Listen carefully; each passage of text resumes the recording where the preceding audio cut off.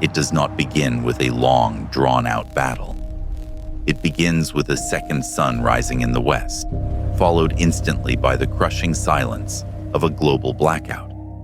In the span of a single heartbeat, history stops. The frantic noise of our civilization, the signals, the traffic, the endless data streams, evaporates, replaced by a stillness that the Earth has not known for 10,000 years. But the end of the war is only the beginning of the story. What happens to the world when the smoke clears? What does our planet look like 24 hours after the button is pressed? What about 1 month later?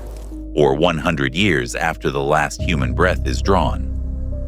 This is not just a prediction.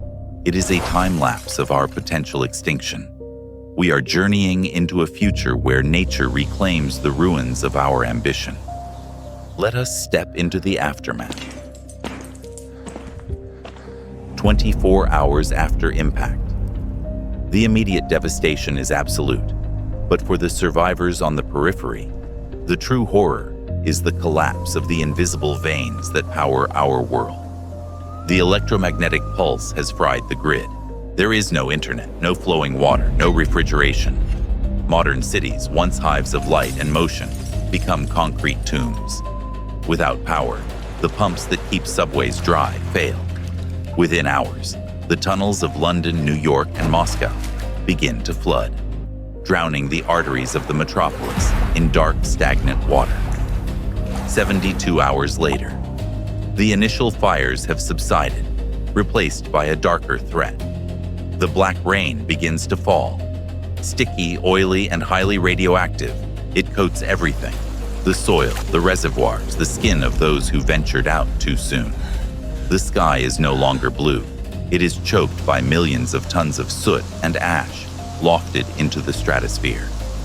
1 week later, the silence sets in. It is not a peaceful quiet. It is a heavy, suffocating absence. The roar of jet engines, a sound that has defined our skies for a century, is gone. The hum of distant highways is gone. The only sounds remaining are the wind whistling through shattered skyscrapers and the creaking of cooling metal. The complex supply chains that fed billions have disintegrated. Supermarkets are empty shells. The panic has burned itself out, leaving only a cold, desperate waiting. As weeks turn into months, the world enters a phase scientists have long feared: nuclear winter. The soot injected into the upper atmosphere spreads like a shroud around the globe, blocking out the sun. Temperatures plummet. In the interiors of continents, it is a deep, killing freeze, even in mid-July. Agriculture becomes impossible. The corn belts of America, the wheat fields of Ukraine and Russia, they are buried under toxic snow. Without sunlight, photosynthesis stalls. The base of the food chain collapses. First the plants die, then the herbivores, and finally, the predators. A family in a bunker counts their remaining cans of food. A farmer looks at the frozen soil and knows the answer: there will be no harvest. For the scattered remnants of humanity, this is the great dying. Famine claims more lives than the initial blasts ever did. The ozone layer, shredded by nitrogen oxides from the explosions, no longer protects the surface. When the smoke finally clears years later, the sun that returns is not a savior, but a searing UV torch, blinding and burning anything that dares to walk in the open. Atmospheric models suggest that massive firestorms would alter the planet's weather patterns for decades. Monsoons would fail. The Amazon rainforest, deprived of rain and subjected to drought, could catch fire, releasing even more carbon into the choking air. The Earth is feverish, sick, and hostile. It is a grim vision, but it is one we must face to understand the value of what we have today. If you're feeling the weight of this silence, like this video, and if you want to witness more of what happens when humanity vanishes, subscribe to The Last Silence. We explore these dark corners of reality, not to invoke fear, but to ignite a desire to protect our world. Your support helps us continue this research. As the years drag on, the last pockets of organized civilization fade. The bunkers eventually run out of fuel. The stockpiles rot. Humanity does not go out with a bang, but with a whisper, shivering in the dark, leaving the stage empty for the next act. 5 decades pass. Without humans to maintain them, our monuments begin to crumble.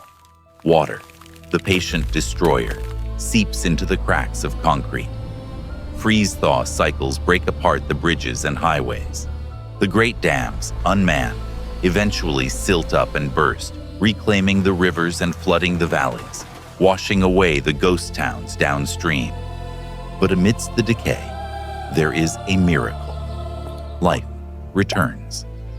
1 century later, the radiation in most zones has decayed to tolerable levels.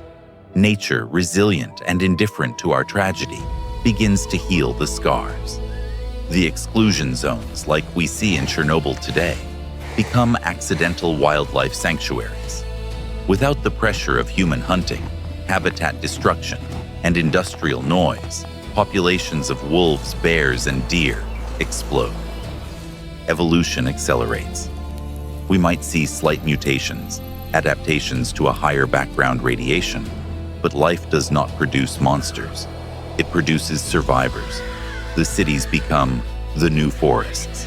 Skyscrapers turn into vertical cliffs for nesting birds. The streets become riverbeds. The plastic and glass we left behind are buried under layers of new soil, becoming nothing more than a strange geological layer, the final fossil record of the Anthropocene.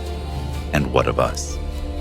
Perhaps a few tribes remain, hardened survivors returning to a hunter-gatherer existence, telling myths of the giants who once built towers that touched the clouds and harnessed the power of the sun to destroy themselves.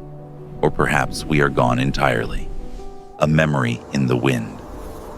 This is the ultimate irony. The Earth does not die. It merely sheds us, and in our absence, it finally breathes free. The story of the day after the war ends is not a story of the Earth's death. It is the story of our absence. It reveals a humbling truth. Nature does not need us. We are guests here, fragile and temporary. The systems we rely on, electricity, agriculture, global trade, are spun glass, easily shattered by our own hands. We stand at the precipice of this timeline. The button has not been pressed.